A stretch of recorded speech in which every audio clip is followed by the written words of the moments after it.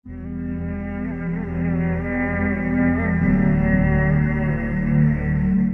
کر لیجئے، یہ کتابیں اگر آپ پڑھنا چاہیں تو کتاب الملاحم میں پڑھیے۔ بدترین عذاب عربوں پر آیا کھڑا ہے، سروں پر تنا ہوا ہے، بدترین۔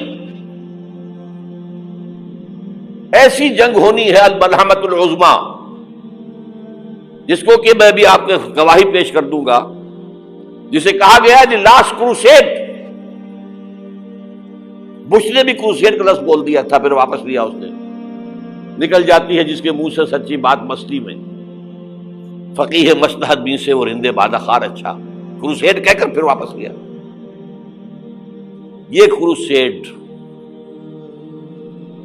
اس کے اوپر جس قدر نقصان ہونا ہے عربوں کا، گریٹر اسرائیل بنے گا، یہ عراق، شام، اردن، سعودی عرب کا کچھ شمالی علاقہ، ترکی کا جنوبی علاقہ، مصر کا صحرائے سینا، اور اس کے ساتھ ہی جو بہترین اس کا زرخیز ترین علاقہ ڈیلٹا آف نائل، یہ سب یہودیوں کے قبضے میں جائے گا۔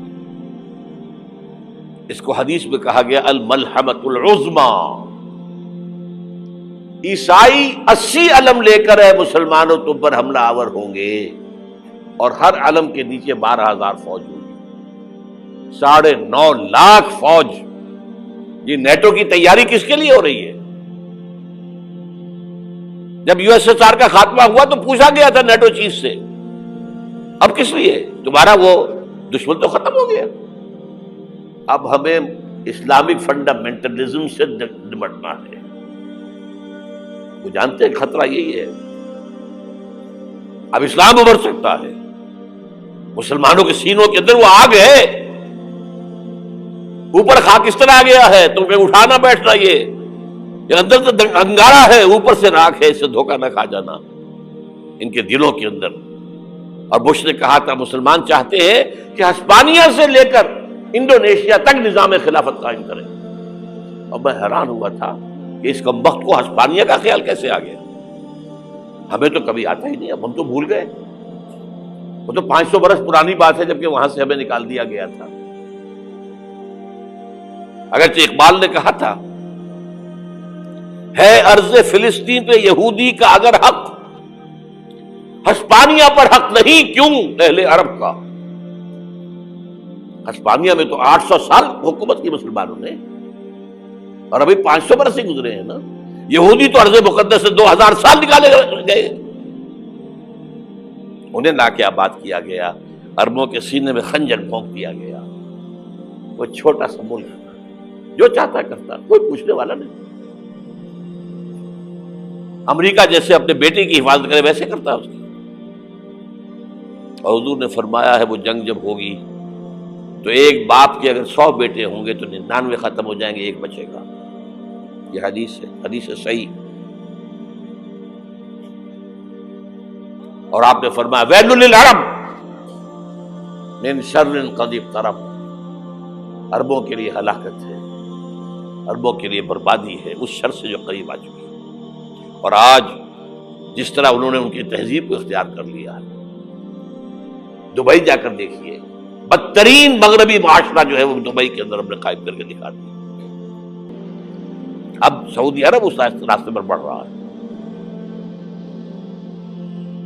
اور اس کے بعد نمبر 2 پر جو ہے ہم پاکستانی ہیں۔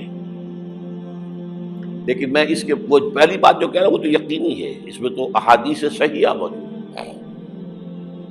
اگرچہ اس کے بعد پانسا پلٹے گا، پھر حضرت مہدی کا ظہور ہوگا، حضرت عیسیٰ کا نزول ہوگا، اور وہ گریٹر اسرائیل گریٹر گریو یارڈ بنے گا یہودیوں کا، ایک ایک یہودی قتل ہوگا اور دفن ہوگا۔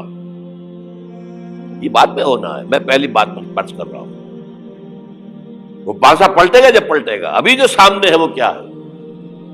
جس ملحمۃ العظمیٰ کہا حضور نے، جسے آرمگیڈون کہتے ہیں عیسائی۔ آرمگیڈون کی اگر کہیں جا کر آپ دیکھیں گے، آپ ڈکشنری میں مانی تو کیا لکھا ہے؟ A very big war which will be fought between the forces of evil and good before the end of this world. اس دنیا کے خاتمے سے پہلے خیر اور شر کی قوتوں کے درمیان بہت بڑی جنگ ہوگی، ارمجدون اسے کہتے ہیں عربی میں، اور ارمگڈون اسے کہتے ہیں انگریزی کے اندر، اور یہ بائبل کی آخری کتاب کے اندر ہے، جو اس میں کہ مکاشفات یوحنا، ریولیشنز آف سینٹ جان. یہ تو میں کہہ رہا ہوں یقین کے ساتھ، اور زیادہ دور نہیں ہے، آیا چاہتا ہے. اس لیے کہ یہودیوں کا اور عیسائی جو کنزرویٹوز ہیں، نیو کنزرویٹوز، ان کا 5 نکاتی ایجنڈا ہے متفق علیہ، جس کے تحت کہ یہ جنگ صلیبی شروع کی گئی ہے. تو سن لیجئے آپ. آرمیگیڈون نمبر 1، گریٹر اسرائیل قائم ہو جانا اس کے نتیجے میں نمبر 2، مسجد اقصی اور قبۃ الصخرہ کو گرانا نمبر 3، وہاں 3rd ٹیمپل، وہ مسجد جو حضرت سلیمان نے بنائی تھی 1000 قبل مسیح میں، پھر برباد کی تھی نبوکدنضر نے، دوبارہ بنائی گئی، پھر دوبارہ ختم ہوئی 70 عیسوی تک گری پڑی ہے. ان کا خانہ کعبہ گرا ہوا ہے 70 عیسوی سے لے کر آج تک. ایک دیوار ہے ویلنگ وال، جہاں جاتے ہیں، روتے ہیں، پیٹتے ہیں، ماتم کرتے ہیں، وہاں وہ بنے گا 3rd ٹیمپل. اور نمبر 4، اس میں لا کر رکھا جائے گا تخت حضرت داؤد کا. یہ تخت کہاں ہے اس وقت؟ یہ لندن شریف کے اندر، جو ان کی پارلیمنٹ کا جو چرچ ہے، ویسٹ منسٹر ایبے، اس میں رکھا ہوا ہے. ایک پتھر تھا جس پر بٹھا کر حضرت داؤد کی تاج پوشی ہوئی، پھر حضرت سلیمان کی ہوئی، پھر وہ پتھر رکھ دیا گیا جب حضرت سلیمان نے بنایا ہیکل مسجد اقصی، وہاں رہا وہ. ہر بادشاہ جو تھا یہودی اسی کے اوپر بٹھا کر اس کی تاج پوشی ہوتی تھی. سن 70 میں ٹائٹس نے گرایا اسے، ہیکل کو، وہ پتھر لے گیا، وہاں سے روم گیا، روم سے آئرلینڈ گیا، آئرلینڈ سے اسکاٹ لینڈ آیا، اسکاٹ لینڈ سے انگلینڈ آیا، اور اب وہ رکھا ہوا ہے 14ویں صدی عیسوی سے آج تک. وہ ویسٹ منسٹر ایبے میں رکھا ہوا، ایک کرسی کی سیٹ میں اسے بنا دیا گیا ہے تخت کی شکل میں. اب انگریزوں میں کوئی ملکہ ہو، کوئی بادشاہ ہو جس کی بھی تاج پوشی ہونی اس میں ہو. یہ لا کر رکھا جائے گا 3rd ٹیمپل میں، اور اس پر یہودیوں کے خیال کے مطابق ان کا مسیحا آئے گا جو مسیح دجال ہوگا. عیسائیوں کے خیال کے مطابق حضرت عیسیٰ آئیں گے، وہ ہمارا بھی خیال ہے حضرت عیسیٰ آئیں گے علیہ السلام. بہرحال یہ تو بعد کی باتیں ہیں نا. اس وقت جو میں عرض کر رہا ہوں، عربوں پر بہت بڑا عذاب، اور پاکستان کا معاملہ البتہ یہ ہے، میں یقین سے نہیں کہہ سکتا. ہینگنگ ان دی بیلنس، ہو سکتا ہے اللہ تعالیٰ ہم پر رحم فرمائے، ہو سکتا ہے، اگرچہ اس کی کچھ شرائط ہوں گی. چمن کے مالک اگر بنا لیں موافق اپنا شعار، اب بھی چمن میں آ سکتی ہے پلٹ کر چمن سے روٹھی بہار، اب بھی ہو سکتی ہے. اور یہ بھی ہو سکتا ہے کہ اللہ تعالیٰ نے معجزانہ طور پر ہمیں ملک دیا، ہم نے اللہ سے بدعہدی کی، وعدہ خلافی کی، غداری کی، لہذا سزا دی جائے اور ہم سے یہ ملک چھین لیا جائے. It's just possible. دور نہ سمجھے، اسے انہونی بات نہ سمجھے. جو گھیراؤ ہو رہا ہے آپ کے مغرب میں نیٹو فورسز اور مشرق میں بھارتی فورسز گدھوں کی طرح بیٹھے ہوئے انتظار کر رہے ہیں پاکستان اور ڈسٹیبلائز ہو جائے، یہاں اور بدامنی ہو جائے. اب لاہور میں پھر آج دھماکے ہو گئے ہیں. 2 دن پہلے کا دھماکہ میں سہ کے آیا ہوا ہوں، آپ کے سامنے بیٹھا ہوں. وہ جانیں بچی ہیں جو ہماری اکیڈمی کا حشر ہوا، وہ تو میں آپ کو نہیں بتا سکتا. یہ سارا کیوں ہو رہا ہے؟ تاکہ یہاں بدامنی ہو جائے اور ہمیں جواز مل جائے. مغرب سے نیٹو فورسز داخل ہو جائیں، مشرق سے بھارتی فورسز آ جائیں، اور ہمارے ایٹمی دانت توڑ کر اور پھر ہمیں بھارت کے سامنے ڈال دیا جائے. نو ڈو ایز یو لائک. یہ ان کا نقشہ ہے. ہوگا کیا وہ اللہ جانتا ہے. ہوگا وہ جو اللہ چاہے. لیکن اللہ کا چاہنا جو ہے وہ کس پر منحصر ہے؟ یہاں انقلاب برپا کرو، یہاں اسلام لاؤ. اگر دھندوں میں لگے رہو گے تو وہ خود بخود نہیں آ جائے گا انقلاب. صحابہ نے جانیں دی تھی، کتنی تکلیفیں اٹھائی تھی. 12 برس تک مکی دور کے اندر با نشہ درویشی در ساز و دمادم زن، جو پختہ شبی خدرہ بر سلطنت جم سن.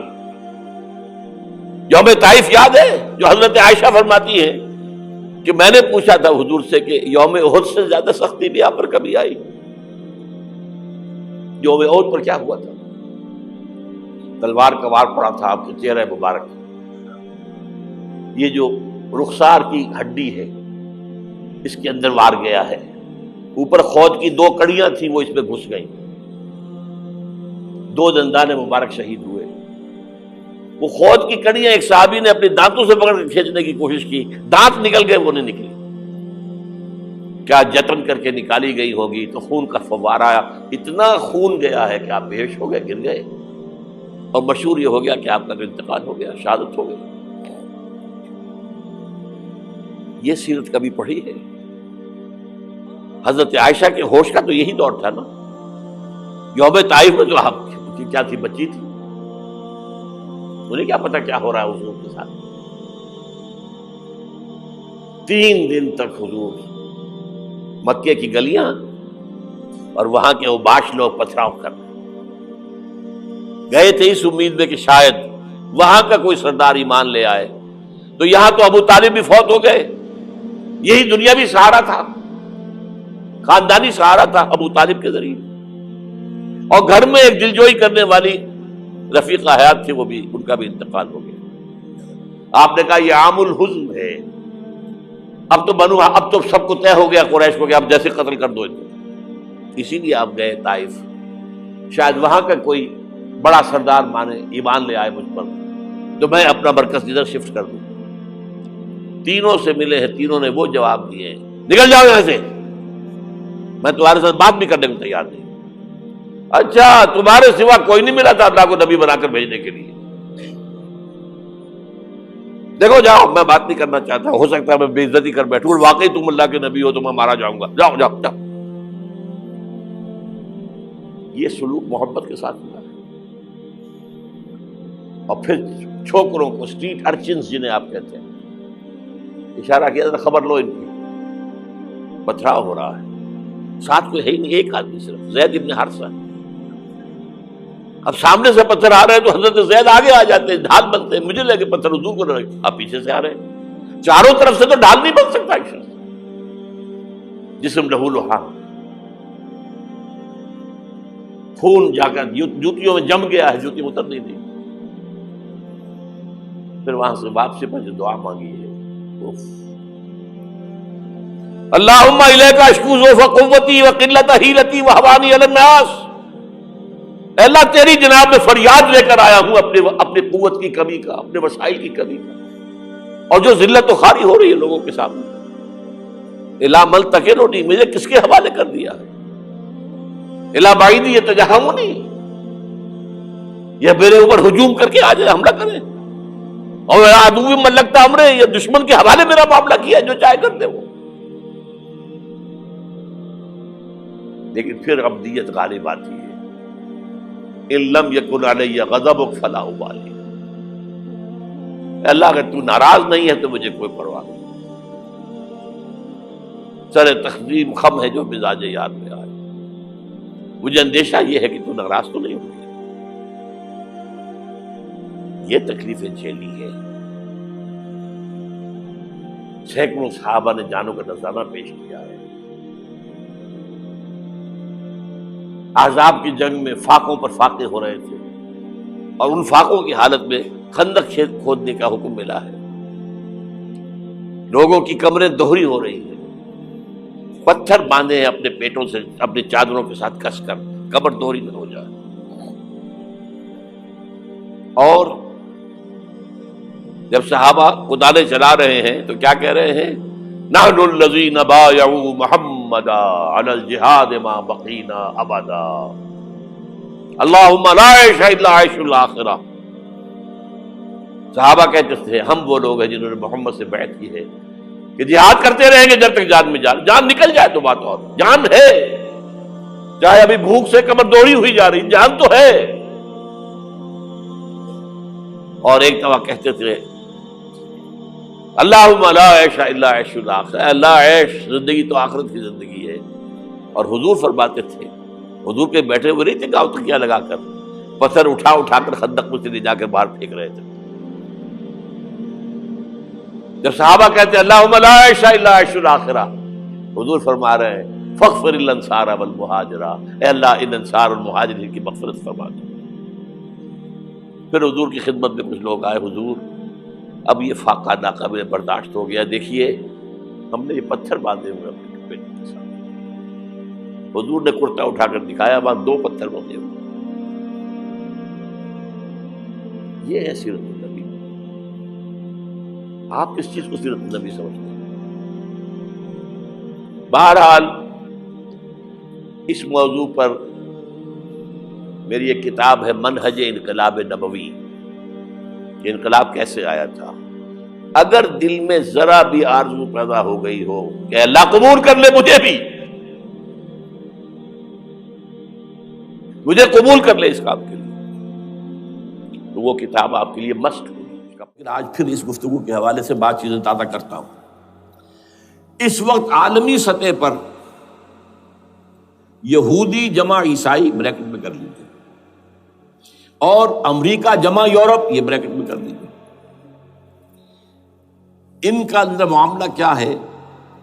اصل جو ہے اس میں پیچھے مائنڈ ہے، ماسٹر مائنڈ، سازشی ذہن، وہ یہود کا ہے۔ باقی عیسائی اعلی کار بن گئے ہیں۔ جو 100% اعلی کار ہے یہود کا، وہ پروٹیسٹنٹس ہیں۔ پروٹیسٹنٹزم یہود ہی نے پیدا کرایا تھا۔ یہود ہی نے یورپ کے اندر سود کا رواج شروع کروایا، ورنہ سود حرام تھا۔ وہاں پر بھی یوزری بھی اور کمرشل انٹرسٹ بھی دونوں حرام تھے، یہ یہودیوں نے کروایا۔ اور پھر پہلا بینک بنوایا ہے انگلستان کے اندر، بینک آف انگلینڈ۔ اور جو پوپ کے خلاف بغاوت کرائی، تو پہلی بغاوت ہوئی انگلستان کے اندر، جو چرچ آف انگلینڈ علیحدہ ہو گیا پوپ سے، اور اسی کو یہودیوں نے قرار دیا یہ ہمارا ماڈرن اسرائیل ہے، یہ اسرائیل ہمیں دیا ہے گاڈ نے، یہ جو ہے برطانیہ۔ اس کے کچھ عرصے کے بعد یہی جو ہے ایکسوڈس ہوا ہے، اور وہ امریکہ میں جا کے آباد ہوئے۔ لہذا امریکہ کو بھی جیوز نے کہا ہے دس از اندر اسرائیل، یہ ہے ہمارے اصل اسرائیل، ماڈرن اسرائیل یہ ہے۔ اس لیے کہ جو انہیں وہاں پر اقتدار حاصل ہوا ہے، جو قوت حاصل ہوئی ہے، جس قدر دولت انہوں نے وہاں جمع کی ہے، وہاں کے جس طریقے سے جکڑ لیا ہے حکومتوں کو، فرنگ کی رگے جہاں پنجے یہود میں ہے۔ ٹھیک 100 سال پہلے علامہ اقبال یہ مشاہدہ کر کے آ گئے تھے یورپ میں، اور کون دیکھنے والا تھا کہ وہاں کیا ہو رہا ہے، بیہائنڈ دی سین کیا ہے، سامنے کیا ہے، پردے کے پیچھے کیا ہے۔ فرنگ کی رگے جہاں پنجے یہود میں۔ اس وقت فرنگ کا امام تھا برطانیہ، یہ وہ سلطنت تھی جس پر سورج کبھی غروب نہیں ہوتا تھا۔ آج وہ فرنگ کا امام امریکہ ہے۔ یہ برطانیہ تو اب وہ جو ایک نظم ہے کہیں بچپن میں پڑھی تھی، London bridge is going down going down going down, اس کی مثال ہے۔ برطانیہ کی کوئی حیثیت ہی نہیں، ورلڈ پاور کی حیثیت نہیں ہے، وہ تو چھوٹا بھائی اس نے بنا رکھا امریکہ نے اپنا، تو اس حیثیت سے جو ہے اس کی کوئی حیثیت ہے، ورنہ کوئی اور حیثیت نہیں۔ بہرحال ان دونوں میں یہ ہے کہ پیچھے ماسٹر مائنڈ، سازشی ذہن، پلاننگ، سکیم ساری یہودیوں کی۔ اعلی کار امریکہ سب سے بڑھ کر، اس کے بعد برطانیہ، اور اس میں اصل پروٹیسٹنٹس، ان میں بیپٹسٹ، ان میں اس سے بھی آگے بڑھ کر ایونجلسٹ، جن کو کہتے ہیں بورن اگین کرسچنز، جن کو کہتے ہیں نیو کنزرویٹو کرسچنز، یہ تمام اصطلاحات آپ اخبارات میں پڑھتے ہوں گے، ان کو گروپ کر لیجیے۔ یہ اصل اعلی کار، ان کو ایک نیا نام دیا گیا ہے کرسچین زائنسٹ۔ ایک یہودی زائنسٹ ہیں، سارے یہودی زائنسٹ نہیں ہیں، بہت سے یہودی ہیں جو یہ زائنسٹ کے مخالف۔ چنانچہ میری ہیوسٹن میں ملاقات ہوئی تھی ڈاکٹر وشو گرانٹ، بہت بڑا پروفیسر ایمیریٹس یہودی، لیکن یہ کہ اس نے کہا، بڑے اجتماع میں کہا، ہمارا اجلاس تھا وہاں پر، ہم نے یہ جو ہے بلایا تھا ایک یہودی، ایک عیسائی اور ایک مسلمان، تینوں جو ہے وہ تقریریں کریں۔ انہوں نے کہا تھا کہ وی آر ناٹ سپورٹنگ اسرائیل۔ اس نے وہ عیسائی جو آیا ہوا تھا پروفیسر، اس کی طرف they are supporting Israel, we are not supporting Israel. اسی طرح میری جو ہوئی تھی round table conference, round table, اس میں ایک یہودی پروفیسر تھے، وہ ہسٹری کے پروفیسر، میں نام بھول رہا ہوں ان کا، انہوں نے کہا آئی ایم اینٹی زائنزم، میں زائنزم کے خلاف ہوں۔ تو زائنزم جو ہے اصل میں ایک سیکولر یہودیوں کی تحریک ہے، اور اس کے سب سے بڑے سپورٹرز کرسچین زائنسٹ وہ امریکہ میں بیٹھے ہوئے۔ تو یہ ہے صورتحال یہ جان لیجئے کیتھولکس جو ہیں یہ اتنے پرو یہودی نہیں ہیں، اب رفتہ رفتہ وہ بھی اس کے اندر آ کر شامل ہو گئے۔ یورپ جو ہے زیادہ Catholics, Roman Catholics, Roman Catholics کا یہ بھی آپ نے جملہ پڑھ سنا ہوگا کہ یہ جو ترکی جو ہے ہمارا ملک، یہ جو کوشش کرتا رہتا ہے گھسنے کی یورپین یونین کے اندر، تو ایک دفعہ جان شراق نے کہا تھا، بڑا پیارا جملہ تھا، Why doesn't Turkey understand that we are a Christian club؟ یہ ہماری جو یونین ہے یورپین، یہ تو کرسچین کلب ہے، وہ مسلمان ہے، وہ کس وجہ سے آنا چاہتا ہے بندہ، کیوں تو خود داخل ہونا چاہتا ہے؟ Why doesn't Turkey understand that we are a Christian club؟ لیکن یہ ہے رومن کیتھولکس، اور ان کا میں بعد میں آپ کو بتاؤں گا۔ یہی آپ کو معلوم ہے کہ یورپ نے عام طور پر اسرائیل کا اتنا ساتھ نہیں دیا جتنا جو امریکہ دیتا رہا ہے، اور کسی درجے میں ان کے دلوں میں سافٹ کارنر جو ہے عرب فلسطینیوں کے لیے بھی رہا ہے۔ یہ معاملہ ایران کے بارے میں بھی رہا ہے، جس قدر اسٹرانگ ایکشن امریکہ لینا چاہتا ہے، یہ جو ہے اس کے ساتھ نہیں ہے۔ یہ تھوڑا سا فرق ہے، وہ میں اس کا ایک بنیاد بعد میں بتا دوں گا آپ کو۔ بہرحال ان کا ایک جو ایجنڈا ہے وہ دو، سمجھیے کہ دو اس کے نکات ہیں، دو رسیوں کے مانند یہ آپس میں بٹا ہوا ہے۔ پہلا، عالم اسلام کے مادی اور مالیاتی وسائل، خصوصاً تیل پر قبضہ، یہ ان کا دنیاوی اعتبار سے، دولت کے اعتبار سے، وسائل کے اعتبار سے اس وقت کا ایجنڈا ہے۔ ویسے تو اس سے اوپر وہ چاہتے ہیں پوری دنیا پر، وہ تو بات کی بات ہے، لیکن ابھی نہ وہ روس کو چھیڑ رہے ہیں نہ چین کو چھیڑ رہے ہیں۔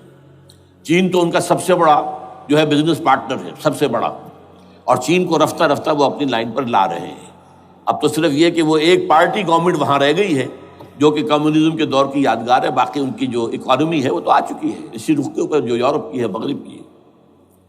نمبر دو ایجنڈا کیا ہے؟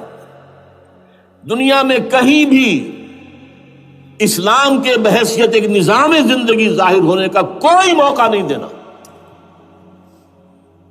We have to nip the evil in the bud at any cost۔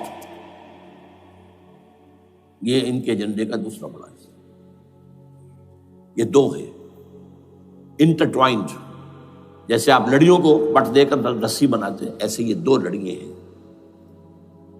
اسلام کا پولیٹیکل سوشو اکنامک سسٹم کہیں نہ آ جائے دنیا میں، ہو نہ جائے آشکارا شر پیغمبر کہیں، یہ ابلیس نے کنکلوڈ کیا ہے، وہ جو ابلیس کی مجلس شورا ہے، ہو نہ جائے آشکارا شر پیغمبر، کہیں ایسا نہ ہو کہ پیغمبر کی شریعت دنیا کے سامنے آ جائے، پیغمبر کا نظام آ جائے۔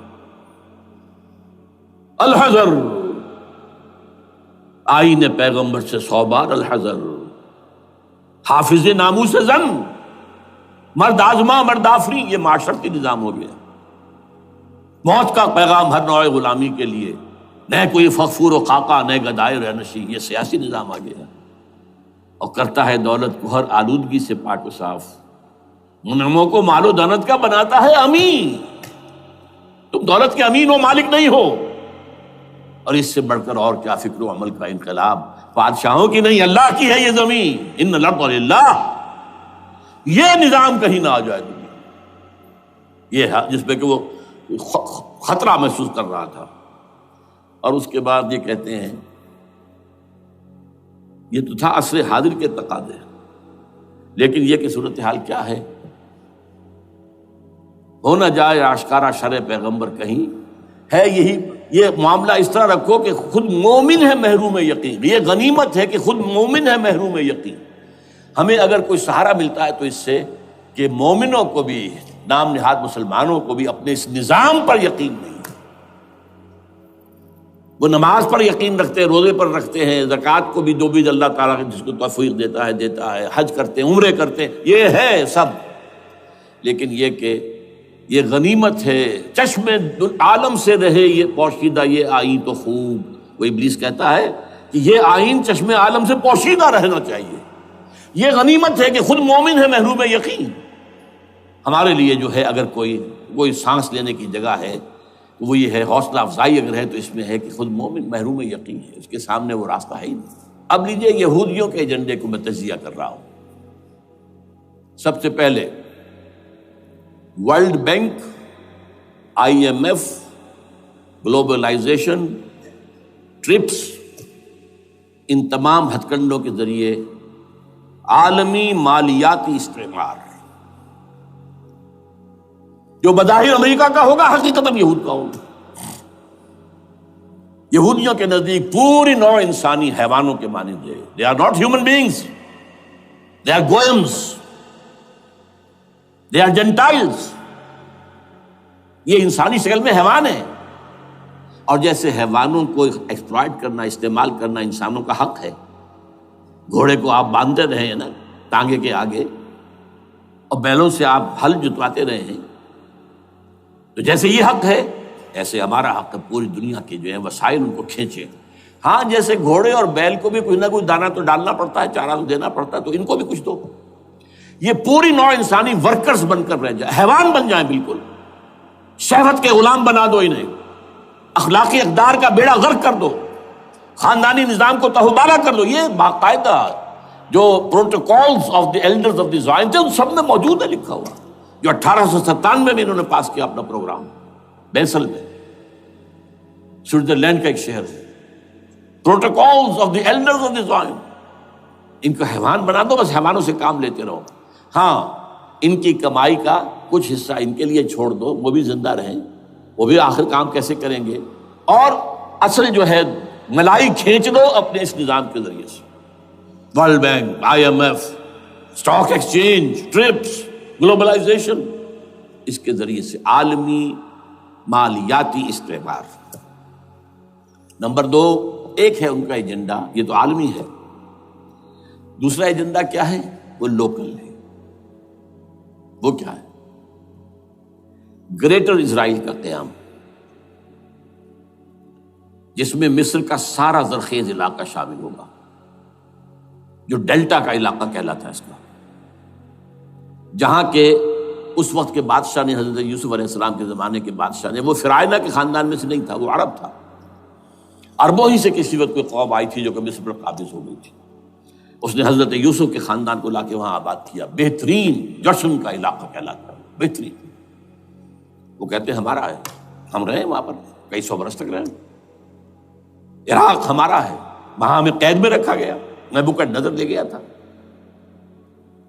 عرب کا شمالی حصہ جو ہمارا ہے، وہاں خیبر میں یہودی قلعے تھے، اور وہاں مدینے کے اندر جو ہے 3 قبیلے یہودی تھے جنہیں محمد نے صلی اللہ علیہ وسلم نے وہاں سے نکال باہر کیا تھا۔ یہ جارڈن وارڈن، یہ ترکی کا بھی کچھ حصہ ہمارا ہے، باقی پورا لبنان اور پورا فلسطین، یہ سب اس کے اوپر بنے گا ایک greater Israel. This is there local agenda, اور اس کے لیے ضروری ہے ایک بہت بڑی جنگ، ایسے آسانی سے نہیں ہو جائے گا۔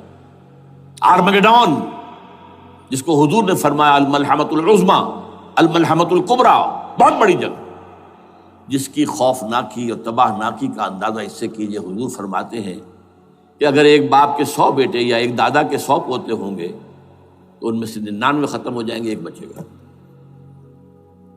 اور ایک جگہ فرماتے ہیں اتنی اموات ہوں گی، اتنی لاشیں ہوں گی کہ ایک نفاست پسند پرندہ جو ہے، جو گندگی پہ نہیں اترنا چاہتا، ایک تو ہے یہ کوے، چیلیں، گدھ، وہ تو گندگی ہی کی تلاش میں ہے مردار کھانے کے لیے، وہ تو لاشوں کو نوچ رہے ہوں گے۔ وہ پرندہ جو ہے نفاست پسند پرندہ، وہ نہیں اتر سکے گا، اڑتا اڑتا چلا جائے گا، لیکن لاشوں کا سلسلہ ختم نہیں ہوگا، یہاں تک کہ تھک ہار کر لاشوں پر گر جائے گا۔ یہ دور نہیں ہے، اس لیے کہ اس پر متفق ہیں یہودی بھی اور عیسائی، پروٹسٹنٹس، عیسائی اس کے اوپر پوری طرح متفق ہیں۔ آرمگیڈون، جسے آپ 3rd ورلڈ وار کہہ لیں، الملحمۃ العظمیٰ کہہ لیں، الملحمۃ الکبریٰ کہہ لیں حضور کے الفاظ میں، یہ آئے گی۔ اس کے نتیجے میں گریٹر اسرائیل بنے گا۔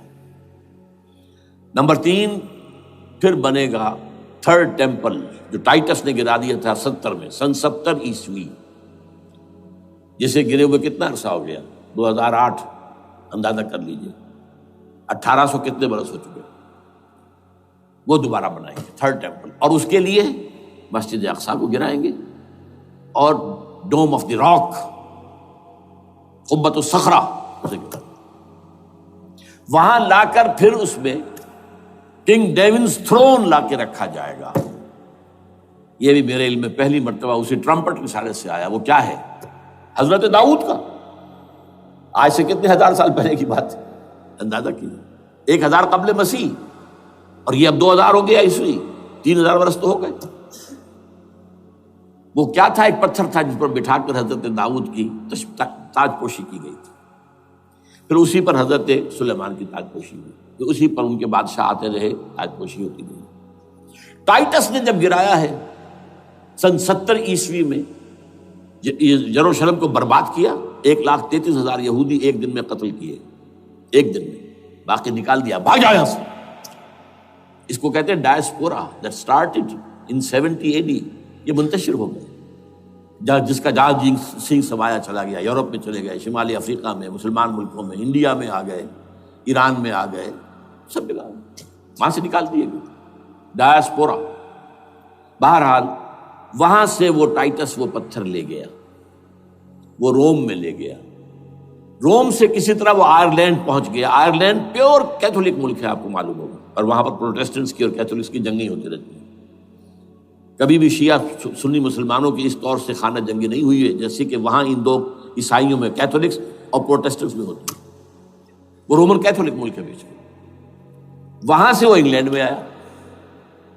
انگلینڈ میں جب آ گیا، بلکہ وہاں سے اسکاٹ لینڈ سے انگلینڈ میں پھر اس کو ایک کرسی کے اندر اس کی سیٹ کی حیثیت سے بنا کر ایک تھرون کی شکل دے دی گئی.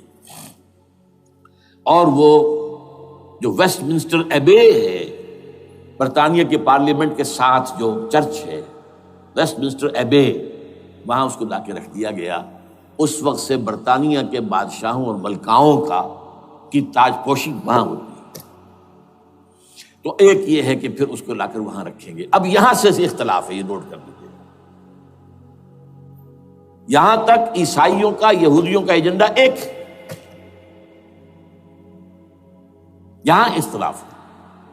یہودیوں کے نزدیک ان کا مسیح آئے گا اور وہ وہاں بیٹھ کر پوری دنیا پر راج کرے گا. وہ مسیح جس کی خبر دی گئی تھی شروع کی کتابوں میں، جو تورات کی ابتدائی کتابیں ہیں، وہ تو حضرت مسیح کی شکل میں آ گئے.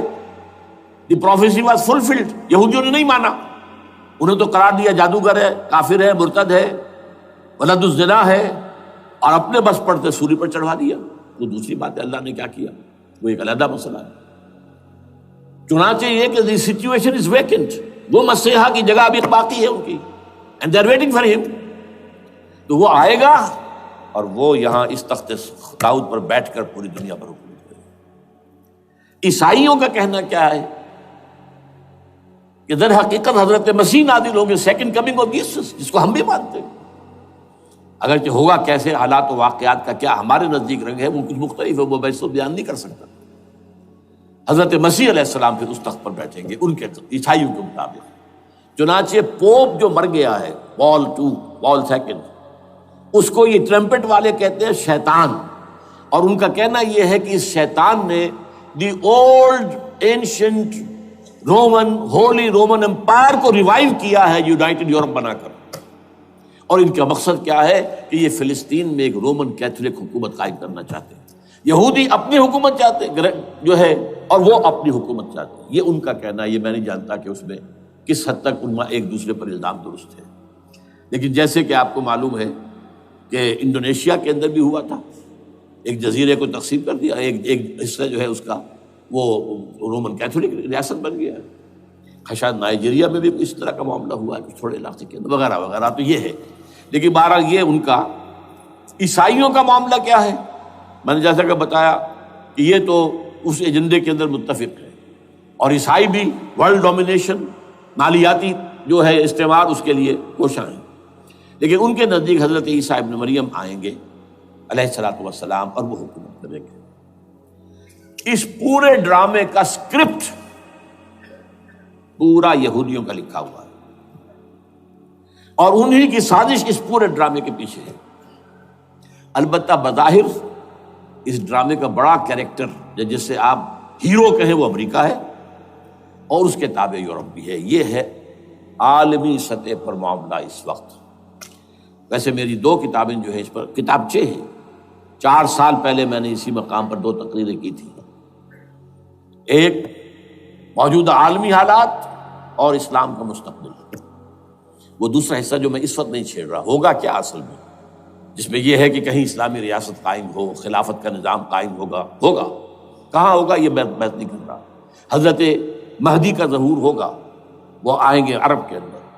پھر یہ ہے کہ وہ جو گریٹر اسرائیل کے خلاف جہاد ہوگا، اور اللہ کرے گا کہ رفتہ رفتہ یہ ممالک جو ان سے لے لیے جائیں گے، یہاں تک کہ بالآخر ایک یہودی اعلان کر دے گا میں ہوں مسیح، جس کو کہ عیسائی بھی کہتے ہیں اینٹی کرائسٹ، اور یہ کہتے ہیں یہ بیپٹسٹ بھی کہ اینٹی کرائسٹ جو ہے وہ یہودی ہوگا، جبکہ کچھ عرصے پہلے بہت بڑا پروپیگنڈا ہوا تھا کہ اینٹی کرائسٹ جو ہے، دجال جو ہے وہ تو مسلمان ہوگا، نہیں، لیکن وہ کہتے ہیں کہ ہوگا یہودی ہوگا، اور پھر اس یہودی کو قتل کریں گے حضرت مسیح، دی ریئل مسیح، اصل مسیح جو اٹھا لیے گئے درمیان میں، وہ آئیں گے، اور ان کے ہاتھوں دجال بھی قتل ہوگا، اور پھر مسلمانوں کے ہاتھوں ایک ایک یہودی ختم ہوگا۔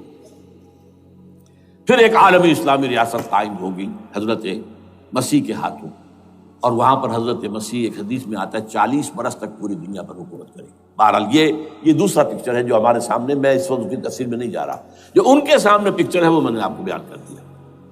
اب اس میں تجزیہ کیجئے افغانستان پر حملے کا اصل سبب، جو میں نے دو بتایا نا، دو لڑیاں ہیں ان کے ایجنڈے کی، ایک اسلام کہیں ظاہر نہ ہو جائے، اسلام کا نظام ظاہر نہ ہو جائے، اور ایک مسلمانوں کے مالیاتی، خاص طور پر تیل کے وسائل پر قبضہ۔ اب افغانستان میں کیا ہوا ہے، یہ سارا معاملہ تھا اسلام کا راستہ روکنے کے لیے، کہ یہاں تو اسلام ایک شکل دکھا رہا ہے اپنی، اور اگر انہیں موقع مل گیا تو یہ تو ایک ایسی ویلفیئر اسٹیٹ قائم کر دیں گے، زکوٰۃ کا نظام قائم ہو جائے گا تو اعلیٰ ترین ویلفیئر اسٹیٹ قائم ہو جائے گی، اور اگر یہاں پر جو ہے یہ ساری سزائیں نافذ ہو گئی، معاشرہ کرائم فری ہو جائے گا، لوگوں میں محبت ہوگی، مساوات ہوگی، اور یہ کہ عام لوگوں کے لیے ویلفیئر ہوگا، اور یہ سامنے نظام آ گیا تو پھر ہمارا یہ نظام کیپٹلزم یہ کہاں رہے گا، اس کو تو منہ چھپانے کی جگہ نہیں ملے گی۔ لہذا افغانستان پر حملے کا اصل موٹو یہ ہے۔ البتہ یہ ساتھ ہی یہ بھی تھا کہ افغانستان کے راستے سے سینٹرل ایشین سٹیٹس جو ہیں ان سے پائپ لائنیں لا کر، اور وہ پھر کہیں گوادر کے آس پاس سمندر تک لائے جائے، تاکہ ہم وہاں کے جو ہے ڈرین کر سکیں جو تیل اور گیس کے ذخائر ہیں سینٹرل ایشین سٹیٹس کے اندر، جو مسلمان سٹیٹس ہیں، تو اس کے لیے راستہ جو ہے وہ لینا چاہتے تھے افغانستان سے۔ اب وہ جہاں تک افغانستان کا تعلق ہو تو ان کے قبضے میں ہے، جب چاہیں کر لیں۔ اب پاکستان کا معاملہ جو تھا وہ، جیسا کہ میں نے کہا کہ اس کا راستہ وہ رک گیا، جبکہ انہیں واپس جانا پڑ گیا، لیکن انہوں نے افغانستان میں کوشش کی۔ طالبان کے زمانے میں یونیکول جو ہے ان کی سب سے بڑی جو ہے کمپنی ہے، اس نے مذاکرات کیے، وہ دیکھ کر حیران رہ گئے کہ یہ ان پڑھ، یہ ملے ملاٹے جو ہیں یہ تو بڑے ٹف بارگینر ہیں۔ اس طریقے سے پاؤں جما کر طالبان نے جو ان کے ساتھ مذاکرات کیے ہیں اور ان سے اپنی شرطیں پیش کی ہیں کہ وہ گھبرا کر بھاگ گئے۔ یہ صورتحال بھی تھی افغانستان پر قبضہ کرنے میں، لیکن یہ ہے کہ اصل کیا تھا کہ وہ اسلام کی کوئی شکل دنیا کے سامنے نہ آنے پائے، جو ان کا میجر ہے۔ اسی لیے پورا عالم کفر جمع ہے، امریکہ، یورپ، روس، چین، سب جمع ہے، بھارت تو ہے ہی ہے، یہ سب جمع ہے۔ آپ نے یاد ہو گیا جب لال مسجد کا حادثہ ہوا ہے اور ہمارا یہ بدبخت اور بدمعاش انسان، اس نے صرف خود جان بوجھ کر اسے بڑھایا، ایک پھنسی کو پھوڑا بنایا، اس میں پھر شگاف دیا اور شاباش لی ہے۔ امریکہ سے شاباش آ گئی، نیٹو سے شاباش آ گئی، رشیا سے شاباش آ گئی، چائنا سے شاباش آ گئی۔ وہ چونکہ محسوس کر رہا تھا کہ اندرون ملک تو میری اب کشتی ڈگمگا رہی ہے، ڈاواڈول ہے، I have to have more support from outside, اور for that I have to do it۔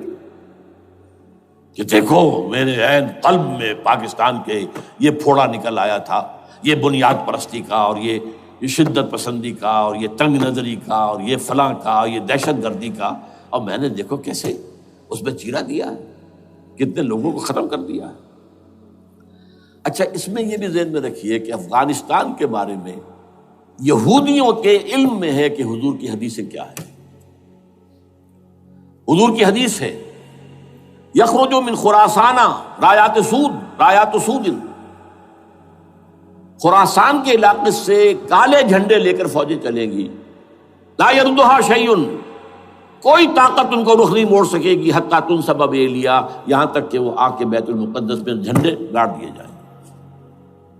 They know it, یہ جان لیجیے، یہ لوگ پڑھے لکھے لوگ ہیں۔ میں آپ کو ایک واقعہ سناتا ہوں۔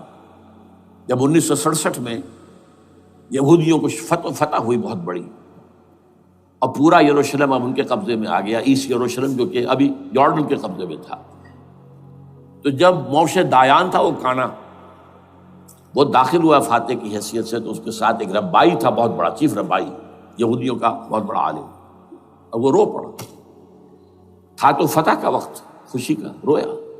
سو this is the beginning of the end, یہ الفاظ آئے اخبارات کے اندر، گویا کہ اب یہ آخری ڈرامہ جو ہے شروع ہو گیا ہے۔ وہ آخری ڈرامہ انہیں معلوم ہے، ان کی تباہی پر ختم ہونا ہے۔ اس میں حضرت مسیح کے نزول کے بعد یہ ٹرمپٹ والا بھی لکھتا ہے کہ 80% یہودی قتل ہو جائیں گے، اور میں سمجھتا ہوں کہ 20% اگر صحیح ہے اس کی بات، تو وہ ہوں گے جو اب حضرت مسیح پر ایمان لے آئیں گے، باقی 80% اپنے اس کفر پر اڑے رہیں گے اور قتل ہوں گے۔ اسی طرح حضور کی ایک حدیث ہے کہ جب یہودیوں کا قتل عام ہو رہا ہوگا، اگر مسلمان قتل کریں گے، تو اگر کسی درخت کے پیچھے یہودی چھپا ہوگا تو درخت پکارے گا، اے مسلمان، یا عبداللہ آؤ ادھر، یہ میرے پیچھے یہودی چھپا ہوا، قتل کرو اسے۔ کسی پتھر کے پیچھے چھپے گا تو پتھر بولے گا، سوائے ایک درخت غرقد کے، کہ غرقد یہودیوں کا درخت ہے، وہ پناہ دے گا۔ اور آج اسرائیل میں سب سے بڑی پلانٹیشن غرقد کی ہے، دے نو اٹ۔ اسی لیے افغانستان، خراسان، یہ افغانستان کا ہارٹ ہے افغانستان۔ اور یہ بھی جان لیجئے، ہمارا جو مالاکنڈ سے اوپر کا علاقہ ہے یہ بھی خراسان کا حصہ ہے، اولڈ خراسان، جیسے گریٹر خراسان کہا جاتا ہے ہسٹری میں۔ ایک میں نے ایرانی سے پوچھا تھا اس کے بارے میں، تو اس نے کہا خراسان ہمارا ایک صوبہ ہے۔ میں نے کہا وہ تو مجھے معلوم ہے، جس کا دارالخلافہ مشہد ہے اور یہ ان کا مقدس شہر ہے، وہ تو اسے مکے کی طرح سمجھتے ہیں۔ بہرحال میں نے کہا میں پوچھ رہا ہوں پرانا خراسان بزرگ، تو خراسان بزرگ کا انہوں نے بتایا پورا افغانستان اس میں شامل، اور پھر یہ اسٹیٹس جو ہیں سینٹرل ایشین اسٹیٹس، اور ایران کا ایک حصہ اور پاکستان کا ایک حصہ، یہ جو مالاکنڈ کہلاتا ہے۔ اور یہ بڑی معنی خیز بات ہے کہ وہیں مالاکنڈ سے تحریک چلی ہے، جو اصل تحریک ہے طالبان پاکستان، وہ سوات سے چلی ہے۔ بہرحال اس وجہ سے، اس پہلو سے یہ جو ہے افغانستان پر حملے کا سب سے بڑا سبب وہ تھا۔ دوسرا جو تھا وہ یہ کہ ان کو جو پائپ لائن لے کے آنی تھی اس کے لیے، لیکن وہ ظاہر بات ہے کہ اس میں جو ہے جو طالبان نے وہ ان کی چکمے میں نہیں آئے۔ اس پر ایک کتاب ہے کہ جو انگریزی میں ہے عابد اللہ جان کی، Afghanistan the genesis of the last crusade, Afghanistan سے آخری صلیبی جنگ کا سلسلہ شروع ہو رہا ہے۔ بہت جو ہے چشم کشا ہے، معلومات افزا ہے، انگریزی میں ہے۔ اچھا، عراق میں معاملہ برعکس تھا۔ عراق میں تیل کا معاملہ بھی تھا تو صرف امریکہ کا تھا۔ جو یورپ ہے وہ زیادہ تر کیسپین کے ایریا کے تیل کی طرف نگاہیں رکھتا ہے۔ یہ جو ہے یہ اصل میں سارا جو ہے یہ امریکہ کا معاملہ ہے۔ اور دوسری طرف یہ کہ یہاں کو مذہبی سلسلہ نہیں تھا، حالانکہ تھا، وہ یہودیوں کا تھا۔ وہ کیا تھا؟ Extension, first step towards the establishment of Greater Israel. یہ بات اچھی طرح سمجھ لیجیے۔ یہاں پہ تیل کا معاملہ بھی، میں نے کہا تھا نا، دو لڑیاں ہیں جو چل رہی ہیں۔ تیل کا معاملہ یہاں خاص طور پر عراق کے اندر زیادہ، افغانستان میں بہت کم۔ لیکن یہ کہ یہاں پر بھی جو اصل ہے، بیہائنڈ دی سین، جو اصل چیز کیا ہے کہ گریٹر اسرائیل کے قیام کی طرف پہلا قدم۔ میں یاد دلاتا ہوں آپ کو، جب فرسٹ گلف وار ہوئی تھی جس میں عراق کا بھرکس نکال دیا گیا تھا، اس کے اختتام پر کہا تھا شوارز کرافٹ، جو ان کا کمانڈر ان چیف تھا الائڈ فورسز کا، اس نے صاف کہا تھا، مجھے آج تک ایک ایک لفظ یاد ہے، We fought this war for the protection of Israel.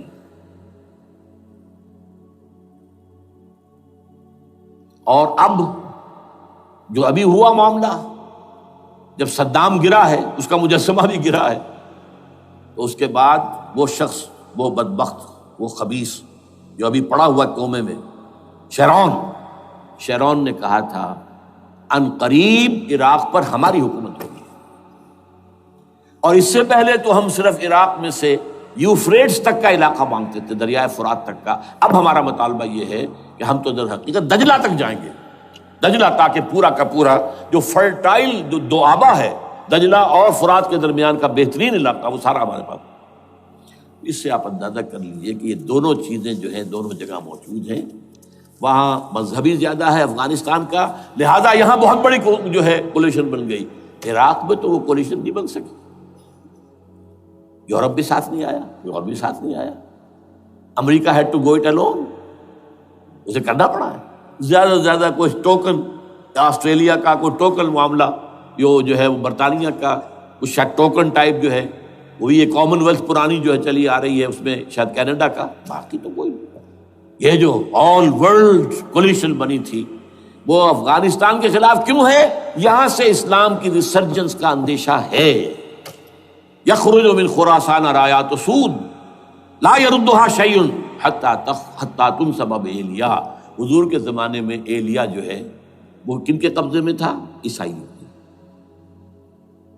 اس کے بعد ہمارے قبضے میں آیا، لیکن پھر کروسیڈرز نے ہم سے لے لیا تھا، اور 88 برس وہ عیسائیوں کے پاس رہا، 1099 عیسوی سے لے کر 1187 تک۔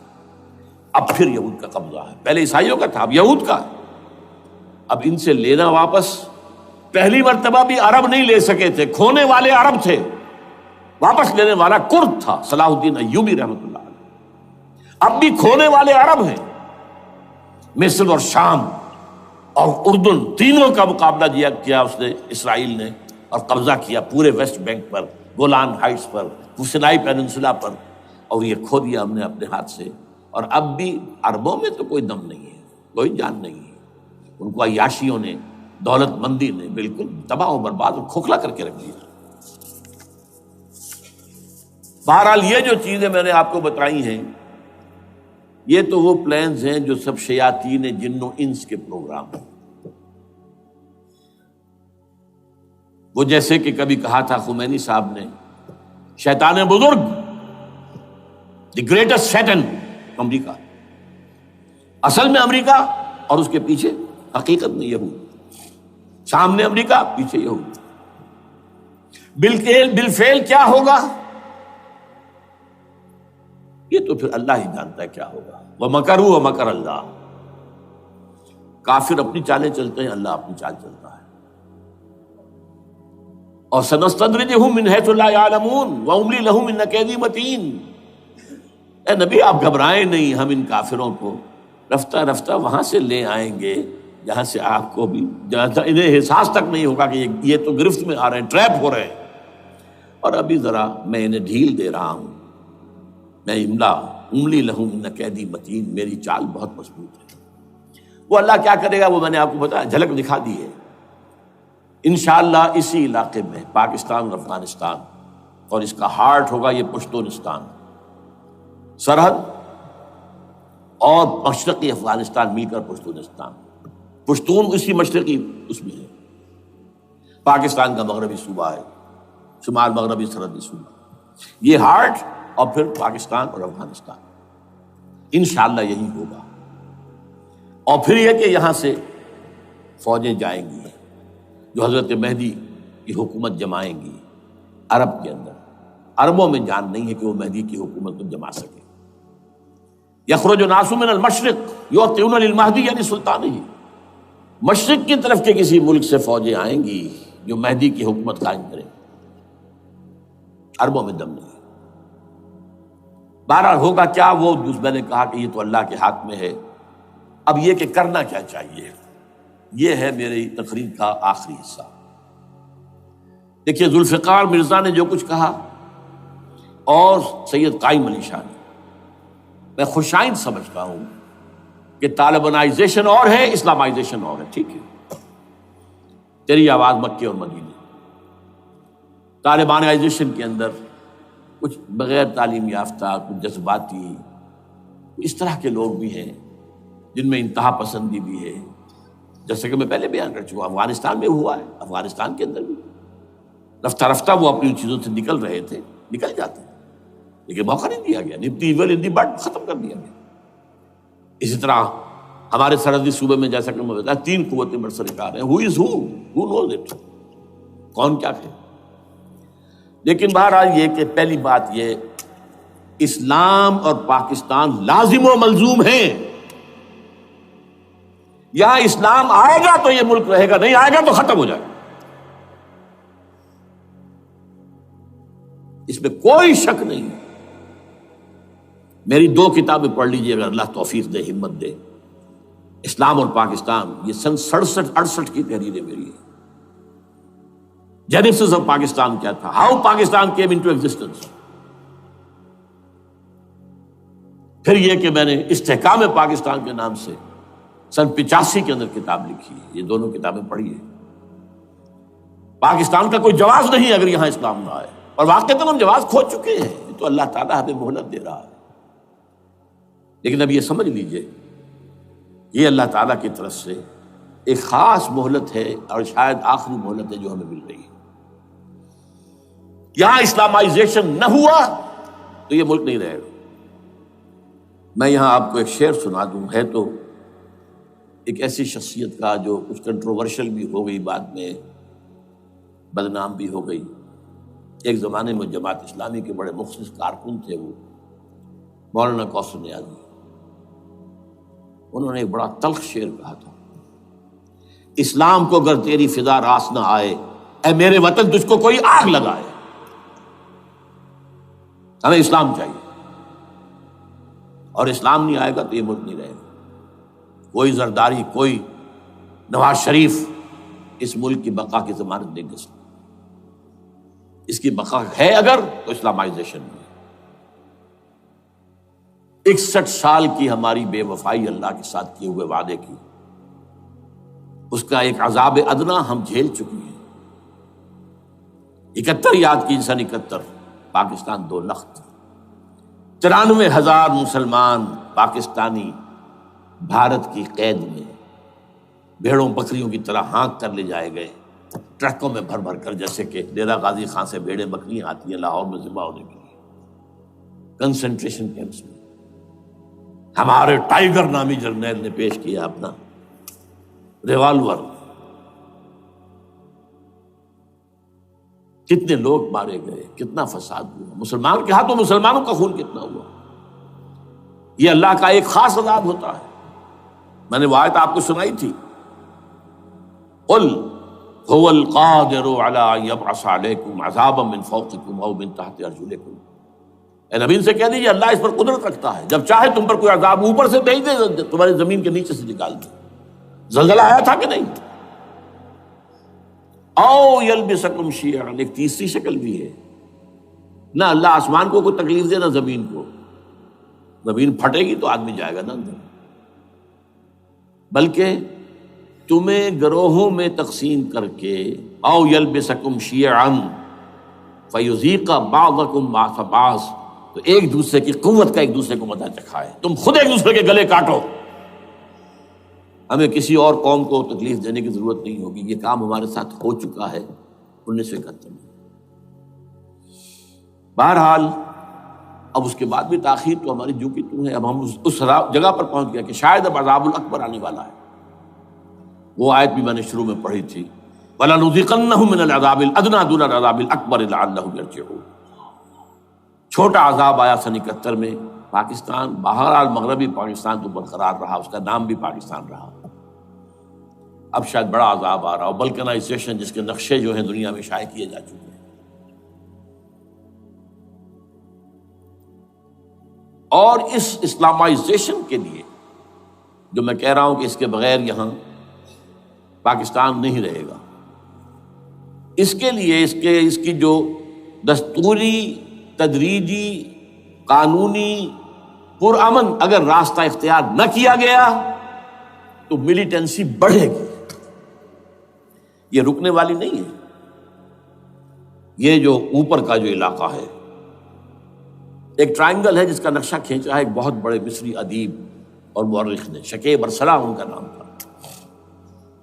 انہوں نے کہا ہے کہ یہ پامیر سطح مرتفع جو ہے، پامیر جسے روف آف دی ورلڈ کہا جاتا ہے، اس سے پہاڑوں کے سلسلے نکلتے ہیں، کوئی چین کی طرف چلا گیا، کوئی تبت کی طرف چلا گیا، جو قراقرم ادھر آ گیا پاکستان کی طرف، ہمالیہ آ گیا پاکستان انڈیا کی طرف، ادھر ہندو کش چلا گیا افغانستان میں. یہ سب جیسے کہ ایک جو پہیا ہوتا ہے اس کے جو لگے ہوتے ہیں اسپوکس جنہیں کہتے ہیں. اس نے کہا کہ ایک طرف ہمالیہ اور ایک طرف ہندو کش، اس کے درمیان میں جو قوم رہتی ہے، اب نوٹ کر لیجیے، یہ ہمالیہ کا اینڈ جو ہے مغربی، وہ کیا ہے، یہ نتیا گلی وغیرہ اسی کا حصہ ہے، اس کے بعد ختم. دریائے سندھ بہہ رہا ہے لیکن اوپر جا کر وہ ٹرن دیتا ہے رائٹ کو، تو پھر اب وہ قراقرم اور ہمالیہ کے درمیان جاتا ہے، یہاں تک کہ انڈیا سے جو اس کا داخلے کا راستہ آ جاتا ہے. لیکن یہ جو ہے یہ درمیانی راستہ، یہ اصل میں ہندو کش ادھر اور ہمالیہ ادھر، اس کے درمیان جو قوم آباد ہے. اور اس ٹرائنگل کا بیس ہے مالاکنڈ کا پہاڑ، مالاکنڈ، ہمالیہ، ہندو کش. اس ٹرائنگل میں جو قوم آباد ہے، شکیب ارسلان کہتا ہے اگر پوری دنیا میں اسلام کی نبضیں ڈوب جائیں تب بھی یہاں کے لوگوں میں اسلام کی نبض چلتی رہے گی. یہ وہ علاقہ ہے جہاں سے پاکستان کے طالبان کا آغاز ہوا، جہاں سے پرامن تحریک چلی تھی، اس کا راستہ روک دیا گیا. اب وہ شدت پسندی پر آ گئے، اور یہ شدت پسندی بڑھے گی اگر آپ نے تشدد سے روکا. اگر امریکہ کے چمچے بنے رہے، اگر امریکی ایجنڈے ہی کو پورا کرتے رہے اور اپنے لوگوں کو مارتے رہے، تو جواب میں گریک چراغ حقیقت کو گل کیا تم نے تو موج دودھ سے 100 آفتاب ابھریں گے. یہ اب جو آ رہے ہیں، کہاں سے آ رہے ہیں آپ کے یہ خودکش حملہ آور؟ یہ وہی ان لوگوں کے رشتہ دار ہیں نا جو امریکی بمبارڈمنٹ میں مارے گئے ہیں. کتنے ہیں جن کے بچے ختم ہو گئے، بیٹے مر گئے. یہ جو ہمارے ہاں ایک کمانڈوز کے کیمپ کے اوپر جو حملہ ہوا تھا اور خودکش بمبار، جس سے کہ شاید 18-19 بہترین آپ کے کمانڈوز ختم ہوئے تھے، وہ کون تھا؟ وہ خود کمانڈو تھا. اندر کوئی اور تو جا ہی نہیں سکتا تھا، یہ کمانڈوز کا کیمپ تھا اور اس کے میس میں لوگ کوئی جا سکے. وہ خود کمانڈو تھا. اس کی بیٹی لال مسجد کے اندر جلی تھی. اب آپ اندازہ کیجئے کہ اس کے دل میں جو کھول رہا تھا اس کا جذبہ، اس نے اس کو ٹھنڈا کیا خود جان دے کر. تو یہ جان لیجیے، ادھر باجوڑ میں حملہ ہوا تھا، ادھر جو ہے ہماری ملٹری پریڈ کے اوپر حملہ ہو گیا. تو یہ بات رکے گی نہیں. اور یہ ظاہر بات ہے کہ اب شمال سے لے کر نیچے تک کی بات ہے. وہاں پر بھی میں نے شروع بھی کہا تھا یہ خطرہ حقیقی ہے، غیر حقیقی نہیں ہے، وہمی اور خیالی نہیں ہے.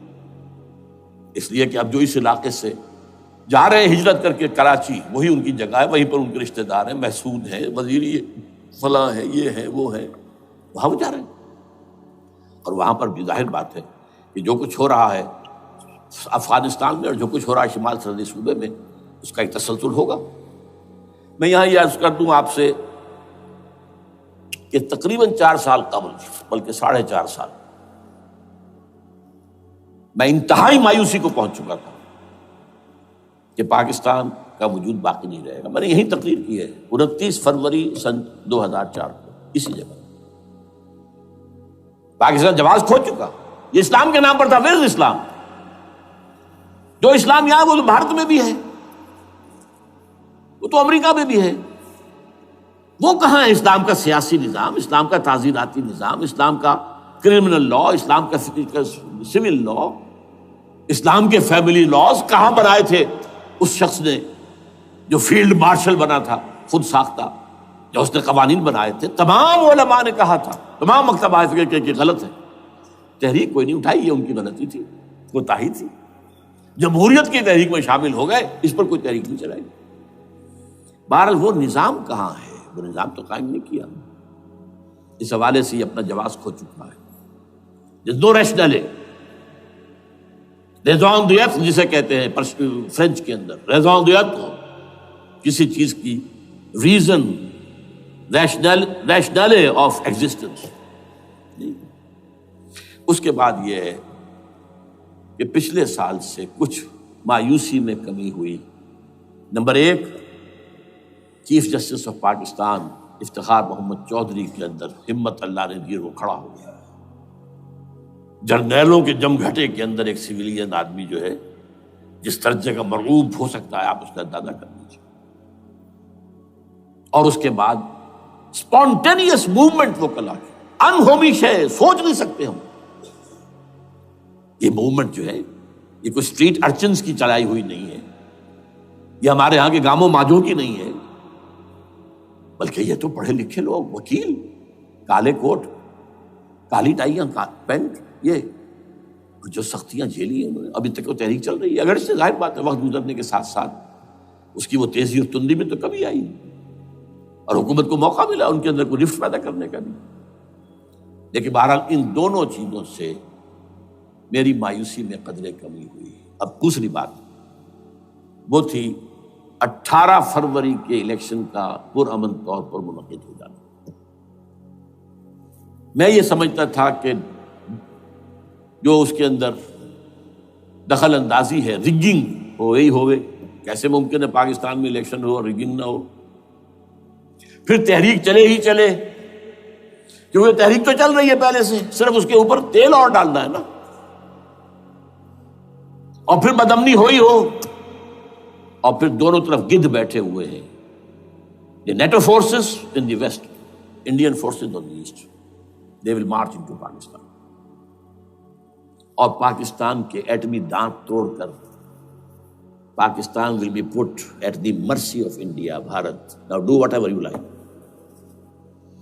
کونڈولیزا رائس کا میں آپ کو بیان سنا چکا ہوں۔ پاکستان کے مستقبل کا فیصلہ امریکہ اور بھارت بھی کرتا۔ بہرحال اب تیسری جو امید ہوئی ہے، یہ کل پرسوں میں جو ہوئی ہے، کولیشن جو ہے یہ ناکام ہوتی نظر آ رہی تھی، لیکن یہ کہ صدر کے مواخذے پر یا صدر کے خلاف جو ایک کارروائی ہو رہی ہے، اللہ کرے کہ وہ پوری ہو جائے، یا اس سے بھی بہتر ہے کہ وہ خود ہی استعفیٰ دے کر دفع ہو جائے۔ بہرحال یہ کہ اس سے بھی کچھ امید کا پہلو جو ہے پیدا ہوتا ہے۔ اب یہاں اسلامائزیشن کا پرامن، تدریجی اور اسلام کا اور دستوری اور قانونی طریقہ کیا ہے؟ وہ طریقہ کیا ہے؟ 1949 اور 50 میں جو عمل شروع ہوا تھا، جو اس کے بعد سے آج تک جو ہے ختم ہو گیا، اس کو اثر دور شروع کیا جائے۔ دوڑ پیچھے کی طرف اے گردش ایام کی۔ 49 میں کیا ہوا تھا؟ قرارداد مقاصد۔ وہ گویا کہ پاکستان میں نظام خلافت کی جڑ تھی جو رکھ دی گئی تھی کہ sovereignty belongs to Allah and whatever authority we have, it's a sacred امانت۔ یہ تو اصل میں استعمال کی جائے گی یہ قوت کتاب و سنت کے دائرے کے اندر this is خلافہ، in essence it is خلافہ۔ خلافت کی بنیاد رکھ دی گئی۔ اس سے پہلے 48 میں سن 47 کی ایک تقریر کی وجہ سے جو غلط فہمی پیدا ہوئی تھی قائد اعظم کی 11 اگست کی، اس کا انہوں نے کراچی کی ہائی کورٹ بار ایسوسیشن میں جا کے کہہ دیا تھا کچھ لوگ شرارت کے ساتھ یہ پروپیگنڈا کر رہے ہیں کہ پاکستان میں دستور شریعت پر مبنی نہیں ہوگا، یہ فتنہ ہے، غلط کہہ رہے ہیں، نفی کر دی تھی۔ اب یہ دوسری بات ہے کہ اندھوں کے اندھے جو ہیں وہ اس 11 اگست کی تقریر کو لیے پھرتے ہیں، اس کے ایک جملے کو، اور یہ اتنی کھلی بات جو کی شریعت کا لفظ، شریعت، پاکستان کا دستور جو سمجھتا ہے کہ شریعت پر نہیں مبنی ہوگا وہ غلط کہتا ہے، وہ شریر ہے، شرارت پیدا کر رہا، یہ قائد اعظم کے الفاظ۔ بہرحال اس کے بعد ایک عمل کیا ہوا تھا سن 50 میں، یہاں کے سیکولر عناصر نے ایک بڑا شور مچایا، کس کا اسلام لاؤ گے؟ شیعہ کا، سنی کا، دیوبندی کا، بریلوی کا، وہابی کا، کس کا اسلام؟ اللہ تعالیٰ غریق رحمت کرے ان بزرگوں کو، پاکستان کے تمام مذہبی مکاتب فکر کی ٹاپ کی قیادت جمع ہو گئی کراچی میں، شیعہ بھی، اہل حدیث بھی، بریلوی بھی، دیوبندی بھی، 31 علماء، جماعت اسلامی بھی، مولانا مودودی بھی اس میں تھے۔ انہوں نے 22 پرنسپلز ایگریڈ اپون، دستور بنانے کے لیے یہ 22 پرنسپلز ہیں، حاضر ہیں، بناؤ دستور۔ اب کوئی دلیل نہیں رہی، کوئی عذر نہیں رہا، تمام مکاتب فکر کے لوگ جمع۔ بعد میں ہوا کیا ہے، اس میں کس کا کتنا رول ہے، یہ بڑی درد بھری داستان ہے، میں اس وجہ کو چھیڑنا نہیں چاہتا۔ حاصل کیا ہے، وہاں سے ہمارا پروسیس ڈیریل ہوا، کچھ اپنوں کے کیے، کچھ بیرونی دباؤ کے تحت۔ قرارداد مقاصد کی سزا دی گئی لیاقت علی خان کو، تم نے پاس کرائی ہے۔ اسے ایسے قتل کیا گیا کہ سراغ تک نہیں ملا کہ کس نے قتل کیا۔ یہ ایسے تو نہیں ہوتا، اس میں پیچھے بڑے بڑے کریکٹرز، بڑے بڑے کردار۔ اب اس کے بعد وہ عمل کیسے شروع ہو؟ ضیاء الحق نے جو ایک ادارہ قائم کیا تھا فیڈرل شریعت کورٹ، اصولی اعتبار سے بہترین قدم تھا۔ وہ کیا تھا؟ یہ شریعت کورٹ ہے، اس میں کوئی شخص لائے پیٹیشن کہ پاکستان کا فلاں قانون جو ہے میں ثابت کرتا ہوں کتاب و سنت کے منافی ہے، یا کورٹ سو موٹے لے لے کسی بھی معاملے کو، ایگزسٹنگ جو قوانین ہیں ان کا جائزہ لے کہ اس میں یہ پورا قانون یا اس کی یہ شق جو ہے یہ خلاف شریعت ہے، اس پر آرگومنٹ ہو، دونوں طرف کے دلائل ہوں، علماء بھی آئیں، وکلاء بھی آئیں، بحث کریں۔ شریعت کورٹ کا تو میدان ہوتا کھلا۔ بالآخر اگر کورٹ فیصلہ دے دے کہ ہاں یہ ایگزسٹنگ قانون یا جو قانون قابل زیر غور ہے بننے جا رہا ہے یہ خلاف شریعت ہے یا جزون شریعت کے خلاف ہے، تو وہ اسے کینسل کر دے گا اور کہہ دے گی کورٹ کہ اگر یہ مرکزی معاملہ ہے تو مرکزی حکومت، صوبائی معاملہ تو صوبائی حکومت، اتنی مدت میں 3 4 6 مہینے کے اندر اندر اس کی آلٹرنیٹ لیجسلیشن کر لے، جیسے ہی مہلت ختم ہوگی یہ قانون ڈیفنکٹ ہو جائے گا۔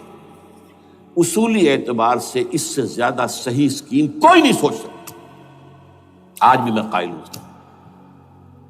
لیکن یہ بدبختی تھی اس شخص کی، ضیاء الحق کی، اس کو بالکل غیر مؤثر کر دیا۔ 2 ہتھکڑیاں پہنا دی، 2 بیڑیاں پہنا دی۔ کانسٹیٹیوشن آف پاکستان آپ کے دائرۂ کار سے خارج ہے، یہ سیکریٹ کاؤ ہے، ہاتھ نہ لگانا۔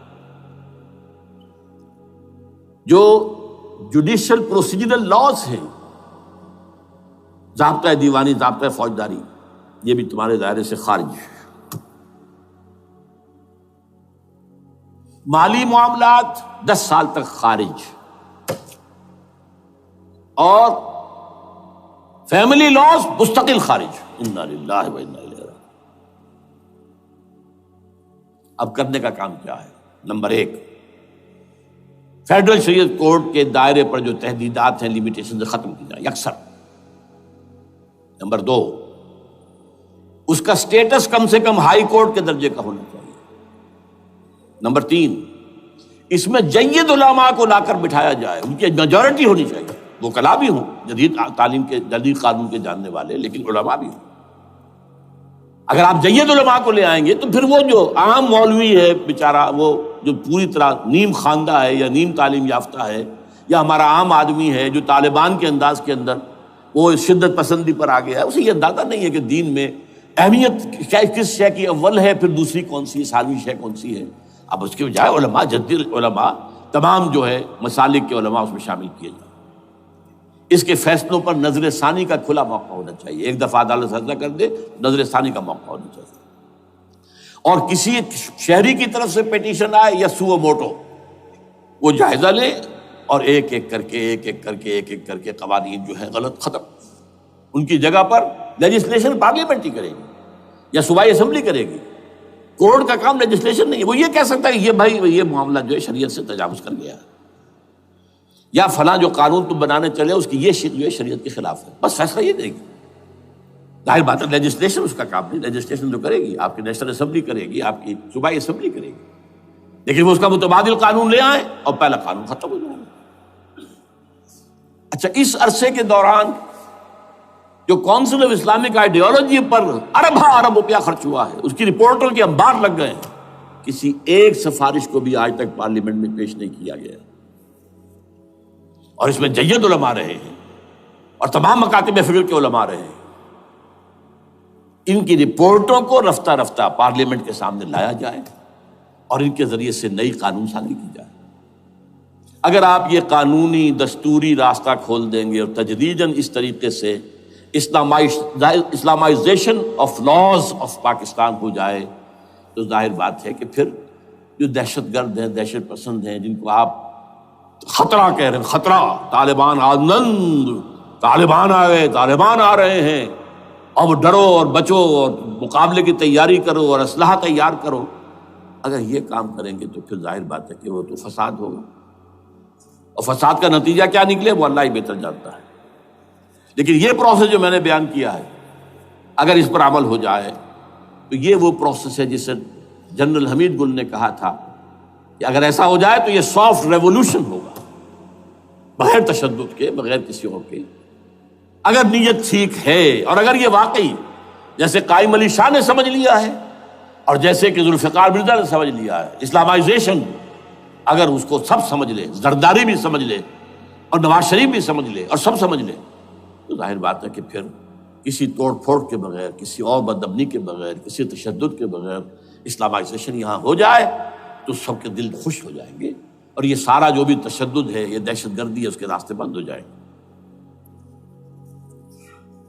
اگر ایسا نہیں کرتے تو غیر تعلیم یافتہ یا نیم تعلیم یافتہ، جن کو کوئی پورا تصور نہیں ہے، نہ دنیا کے حالات کا علم ہے، نہ شریعت کے جو اصل مصادر اور منابع ہیں، اصل سورسز، ان تک رسائی ہے، بس کچھ چیزیں سن رکھی ہیں۔ یہ تو معلوم ہے انہیں کہ داڑھی رکھنی ہے، سنت ہے، لیکن یہ کہ یہ فرض تو نہیں ہے بھائی، پھر اس کی کوئی خاص مقدار تو معین نہیں ہے، یہ تو نہیں جانتے۔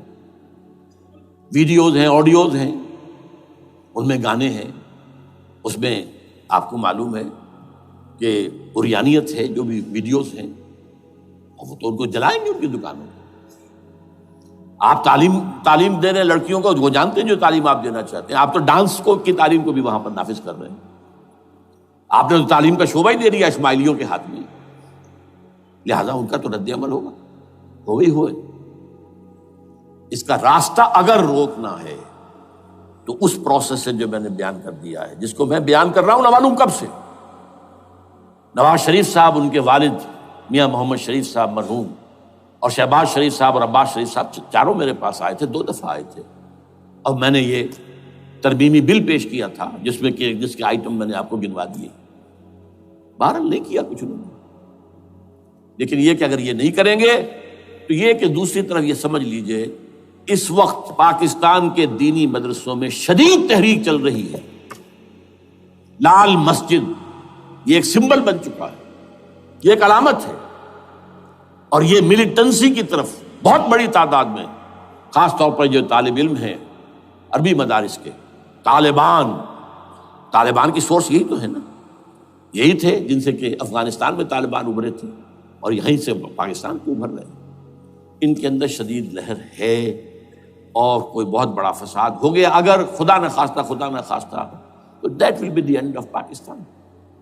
اس سے بچنا ہے تو وہ راستہ اختیار کریں جو میں نے بیان کر دیا ہے، جو میں سال سے بیان کر رہا ہوں۔ دستور کا ترمیمی بل بنا کر دیا ہے، اسے عام بھی کیا ہے۔ البتہ اس عرصے میں ظاہر بات ہے کہ ہم کیا کریں گے، ہمارا کوئی پروگرام کسی ملیٹنسی کے طرف جانے کا نہیں ہے، ہم اسے مفید نہیں سمجھتے بلکہ مضر سمجھتے ہیں، یہ کاؤنٹر پروڈکٹیو ہے۔ ہمارے سامنے پروگرام کیا ہے؟ سے نکاتی پروگرام، بڑے پیمانے پر دعوت ایمان بذریعہ قرآن، نمبر 1۔ میری تمام سرگزشت کھوئے ہوئوں کو جستجو، میری سرگزشت جو ہے 50 سال سے اسی میں ہے، قرآن کا پڑھنا، پڑھانا، سیکھنا، سکھانا، عام کرنا، اور الحمدللہ ایک بڑی ٹیم تیار کر دی ہے میں نے اللہ کے فضل سے، جو یہ کام کر رہی ہے۔ دعوت ایمان بذریعہ قرآن، اور جو ایمان واقعتاً لے آئیں، جس کا ثبوت ہوگا شریعت پر عمل، جس چیز پر عمل کیا جا سکتا اور نہیں کرتے تو آپ مجرم۔ ہاں ظاہر بات ہے اس سے ایک حصہ ایسا ہے جس پر آپ عمل نہیں کر سکتے جب تک کہ نظام نہ بدل جائے، چور کا ہاتھ میں نہیں کاٹ سکتا، آپ نہیں کاٹ سکتے، لیکن جتنے پر عمل ممکن ہے اس پر عمل۔ ایسے لوگوں کو آرگنائز کیا جائے، بیعت کا نظام، مسنون نظام، قرآن میں معصور، مسنون، منصوص، یہ سارا نظام اس کی بنیاد۔ ایک آدمی کا، وہ آدمی کہے کہ بڑھو تو بڑھو، وہ کہے کہ رک جاؤ تو رک جاؤ۔ نمبر 3، ان لوگوں کا تزکیہ، اور میں بتا چکا ہوں تزکیہ اور تربیت۔ تزکیہ کس بات کی؟ کوئی امنگ، کوئی ولولہ، کوئی مقصد، کوئی تمنا دل میں نہ رہے سوائے اللہ کی رضا کی۔ حکومت مطلوب نہ ہو، اقتدار مطلوب نہ ہو، مال و دولت مطلوب نہ ہو، اللہ کی رضا اور آخرت کی فلاح۔ ہر تمنا دل سے رخصت ہو گئی۔ حضرت مجذوب کا مصرع، اب تو آجا، اب تو خلوت ہو گئی، اے اللہ تو آجا میرے دل میں، میرے دل سے ہر تمنا نکل چکی ہے، خلوت ہے۔ اور تربیت کس کی؟ کہ تیاری ہو جائے اس بات کی کہ تن من دھن سب لگا دیں گے، جان بھی دے دیں گے جب موقع آئے۔ چوتھا کیا کہ جب تک یہ تعداد کافی نہ ہو، یہ نہیں ہے کہ 150 آدمی لے کر کسی ایک جگہ پر کسی لال مسجد کو ہم مرکز بنا کر بیٹھ جائیں، نعرہ لگا دیں، ملک گیر جماعت، اور وہ بھی معتدل تعداد پہ، وہ جب تک نہیں ہوتی تو ہم یہی 3 کام کریں گے، دعوت ایمان بذریعہ قرآن، تنظیم بذریعہ بیعت، مسنون بیعت، تزکیہ اور تربیت کرتے رہیں گے۔ بانشہ درویشی در ساز دمادم زن، یہی کام کرتے رہو، نو ملیٹنسی، نو الیکشنز۔ لیکن جب تعداد کافی ہو گئی تو ایک منظم اور پرامن مطالباتی اور احتجاجی تحریک، توڑ پھوڑ نہیں، گھراؤ جلاؤ نہیں، جیسے گاندھی نے شروع کی تھی، نمک بناؤ تحریک، سول ڈس اوبیڈینس، لیکن کسی نے کوئی توڑ پھوڑ نہیں کی تھی۔ اپنے سر ان کے پھوٹے ہیں، بڑے سے بڑے لیڈروں کے، مولانا ابوالکلام آزاد اور پنڈت جواہر لال نہرو کے سر پھٹے ہیں، ہزارہ لوگ جیلوں میں گئے ہیں، انہوں نے کسی کو کچھ نہیں کہا۔ اسی کا نقشہ ایرانیوں نے دکھایا، 20,000 سے لے کر 30,000 تک جانیں دے دی، ہتھیار نہیں اٹھائے، اس لیے کہ ہتھیار بھی استعمال کرو گے تو اوپر جو حکومتیں ہیں ان کے پاس تو بے تحاشا فوج ہے، ان کے پاس ٹینک ہے، ان کے پاس ہوائی جہاز ہیں، ہیلی کاپٹرز ہیں، گن سے بھرے ہیلی کاپٹرز ہیں، کیا نہیں ہے۔ پرامن منظم مطالباتی اور احتجاجی تحریک۔ اللہ کرے کہ ہمیں اس کے لیے جو مہلت درکار ہے وہ مل جائے۔ ہمیں معلوم نہیں کہ کہیں وہ مہلت ختم ہی نہ ہو رہی ہو، لیکن اگر ہم آخری سانس تک اس کام میں لگے رہیں گے تو انشاءاللہ اللہ تعالیٰ کے ہاں ہم معذور قرار پائیں گے۔ اللہ تعالیٰ جو ہے ہمیں درگزر ہم سے فرمائے گا کہ جو کچھ میں کر سکتا تھا اللہ میں کرتا رہا، آخری دم تک کرتا رہا۔ اگر یہ ہے تو اپنی تو کامیابی ہے، باقی کیا ہوتا ہے۔